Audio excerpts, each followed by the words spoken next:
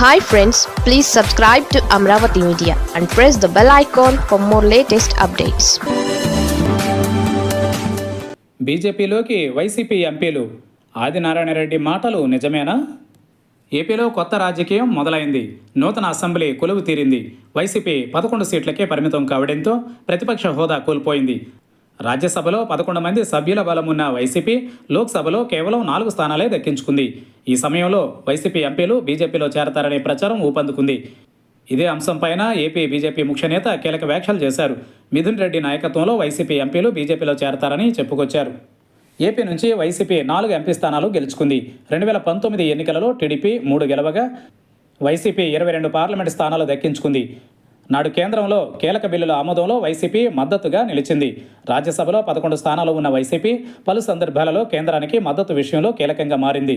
ఇప్పుడు తాజా ఎన్నికలలో సీన్ రివర్స్ అయింది. రాజ్యసభలో అదే బలం కొనసాగుతున్నా లోక్సభలో మాత్రం 4 సభ్యులున్నారు.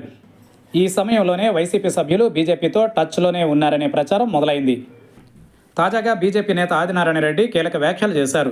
బీజేపీలో చేరేందుకు వైసీపీ లోక్సభ పక్ష నేత మిథున్ రెడ్డి నాయకత్వంలో ఆ పార్టీ ఎంపీలు ప్రయత్నిస్తున్నారని చెప్పుకొచ్చారు. అవినాష్ రెడ్డి మినహా వారంతా బీజేపీలో చేరేలా మిథున్ రెడ్డి ఒత్తిడి తెస్తున్నారని వివరించారు. బీజేపీ నుంచి సానుకూల స్పందన రాకపోయినా వైసీపీ ఎంపీల ప్రయత్నం కొనసాగుతుందని చెప్పుకొచ్చారు. మిథున్ తన తండ్రి పెద్దిరెడ్డిని సైతం బీజేపీలో చేరాలని ఒత్తిడి చేస్తున్నారని ఆదినారాయణ రెడ్డి పేర్కొన్నారు. దీంతో ఇప్పుడు వైసీపీ ఎంపీలు బీజేపీ బాట పడతారా లేక ఈ ప్రచారం ఖండిస్తారనేది తేలాల్సి ఉంది.